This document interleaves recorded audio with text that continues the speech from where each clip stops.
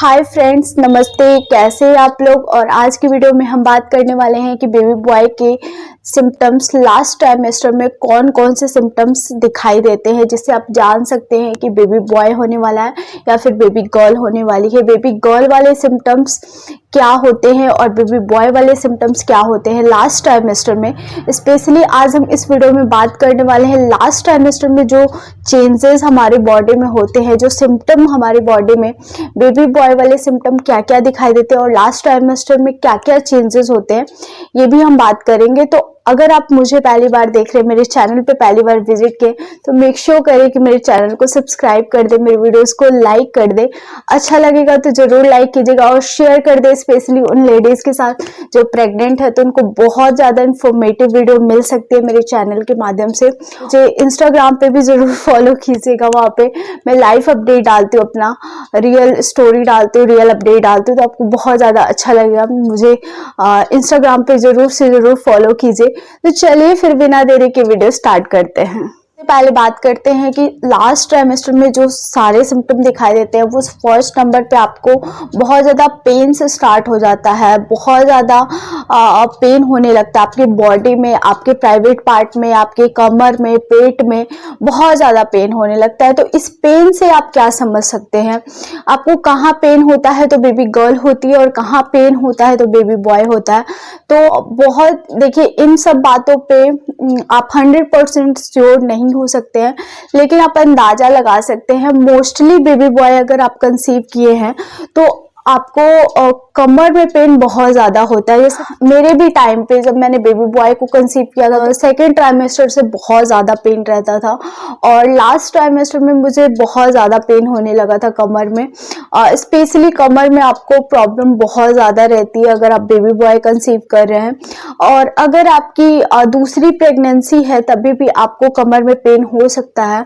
अगर आपको पहली जो डिलीवरी है सीजर से हुआ है, तो उस कंडीशन में भी आप अगर सेकेंड बार प्रेग्नेंट है और आपका लास्ट ट्राइमेस्टर चल रहा है या फिर सेकेंड ट्राइमेस्टर चल रहा है, तो उसी टाइम से आपको कमर में पेन हो सकता है। जरूरी नहीं है कि अगर आपने बेबी बॉय कंसीव किया है तो आपको आपके कमर में पेन होगा।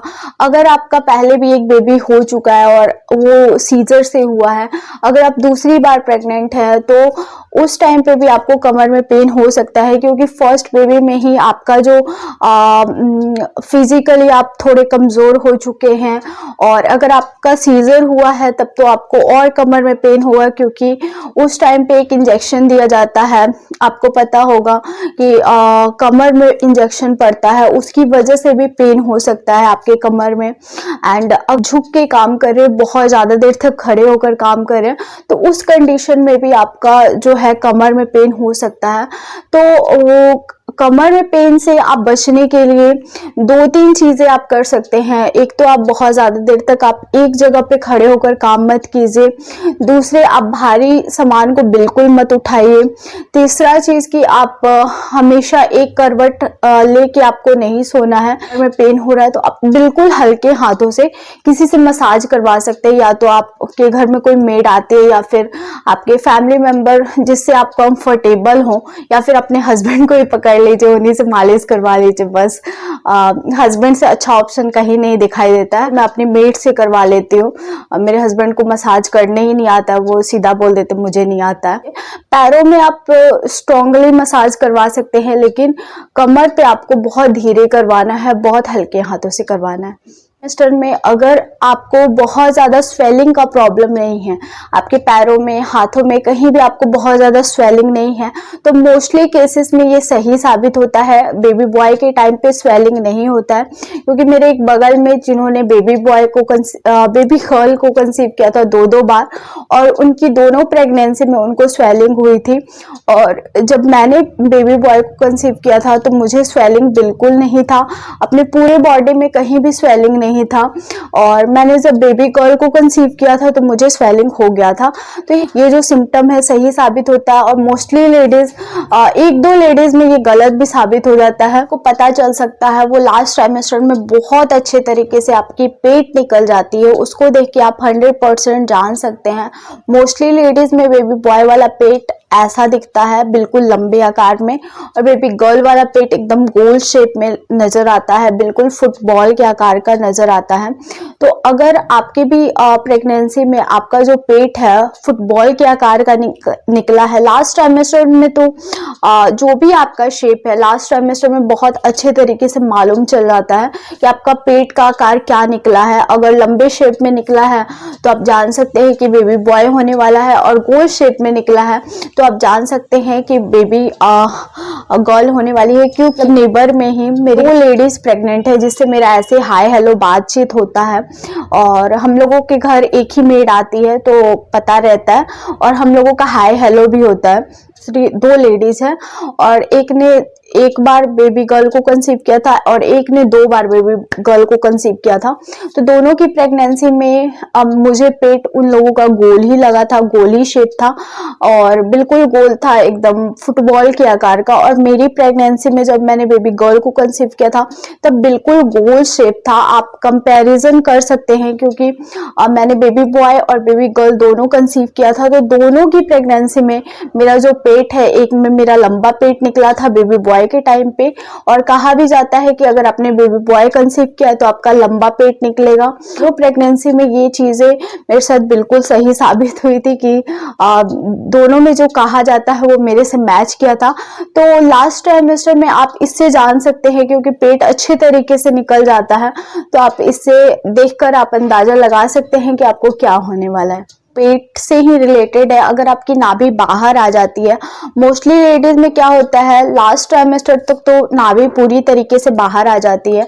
मेरी फर्स्ट प्रेगनेंसी में मेरी नाभि बिल्कुल अंदर चली गई थी जब मैंने बेबी गर्ल को कंसीव किया था, और बेबी बॉय के टाइम पे मेरी नाभि पूरी तरीके से बाहर आ गई थी। जो बहुत लोग अंदाजा भी लगाने लगे थे कि हाँ तुम्हें बेबी बॉय होने वाला है, क्योंकि मोस्टली जो सिम्टम्स नजर आते थे मेरे में बॉय वाले ही नजर आते थे। आप में भी ऐसा लग है कि आपको मोस्टली सिम्टम गर्ल वाले या फिर बॉय वाले मैच कर रहे हैं, तो आप उससे अंदाजा लगा सकते हैं। 1-2 गलत होते हैं, जरूरी नहीं है कि आपने बॉय कंसीव किया है तो 1 to 10 आपके सिम्टम मिल जाएंगे, बॉय वाले नहीं।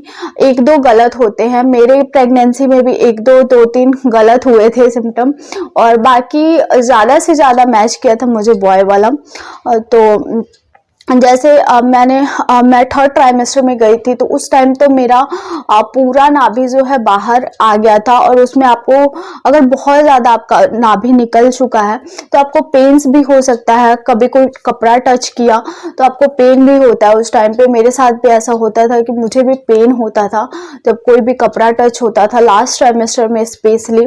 तो आप इससे अगर आपकी नाभि बाहर निकल गई है तो ऊपर की तरफ फील होगी आपको, और अगर अंदर चली गई है तो बिल्कुल अंदर की तरफ फील होगी, नाभि पता ही नहीं चलेगा, लगेगा कि बिल्कुल अंदर चला गया है। तो इससे आप अंदाजा लगा सकते हैं कि आपको क्या होने वाला है, बेबी गर्ल या फिर बेबी बॉय। बेबी बॉय के टाइम पे मुझे स्टार्टिंग में कुछ खाने को मन करता था और लास्ट में कुछ खाने को मन करता था। लास्ट में ज्यादा मुझे मीठा खाने को मन करता था। कभी भी नहीं रहा है कि हाँ मुझे तीखा चटपटा या फिर मीठा खाने को मन करे। हमेशा मेरा जो टेस्ट है वो चेंज होते रहा है, और मैं चेंज कर करके मैं खाई हूँ। तो ये सब चीज आपके हर ट्राइमेस्टर वाइज आपका चेंज होता रहेगा। तो ये जो आप अपने से मैच कर लीजिएगा कि आपसे क्या ज्यादा से ज्यादा सिम्टम आपसे मैच कर रहे हैं, तो उससे आप अंदाजा लगा सकते हैं। आई होप आपको आज की वीडियो बहुत ज्यादा पसंद आई होगी। अगर हाँ तो मेरे वीडियो को थम्स अप जरूर दीजिएगा, सब्सक्राइब कीजिए नीरू ब्यूटीफुल कॉर्नर को। और भी अच्छे और इंटरेस्टिंग वीडियो के लिए मुझे इंस्टाग्राम पे जरूर फॉलो कीजिए, वहां पे मैं रील्स, फैशन वीडियोस और गानों के साथ डालती हूँ रील्स वगैरह बना के, तो आपको बहुत ज्यादा अलग मैं दिखाई दूंगी वहां पे। तो प्लीज फॉलो कीजिए, और मैं स्टोरी भी डालती हूँ, मैं कहाँ जा रही हूँ, क्या कर रही हूँ, अपने बेटे के साथ मस्ती बस्ती पूरा मैं शेयर करती हूँ वहां पे। तो प्लीज फॉलो कीजिए अगर आप नहीं किए हैं तो चलिए फिर मिलते हैं। अगर आपका कोई क्वेश्चंस होगा तो जरूर लिख दीजिएगा नीचे कमेंट बॉक्स में, मैं सारे क्वेश्चंस को रीड करती हूँ। मुझे बहुत अच्छा लगता है आप लोगों का लाइक्स और कमेंट्स देखकर। प्लीज लाइक जरूर कर दीजिएगा, क्योंकि बहुत ज्यादा मेहनत लगती है वीडियो बनाने में, क्योंकि बाबू जैसे जैसे बड़ा हो रहा है बिल्कुल टाइम नहीं मिल रहा है मुझे, सारा दिन अपने में लगाए रहता है, ये फेंकना वो फेंकना, सारा घर फैला के रखता है बिल्कुल, और कूड़ा खाना बना दिया है एकदम, बहुत ज़्यादा बदमाश हो गया है। तो बहुत मुश्किल होता है मुझे अब शूट करना, लेकिन फिर भी मैं आप लोगों के लिए ऐसे इंफॉर्मेटिव वीडियो लाते रहूँगी अपने चैनल पे।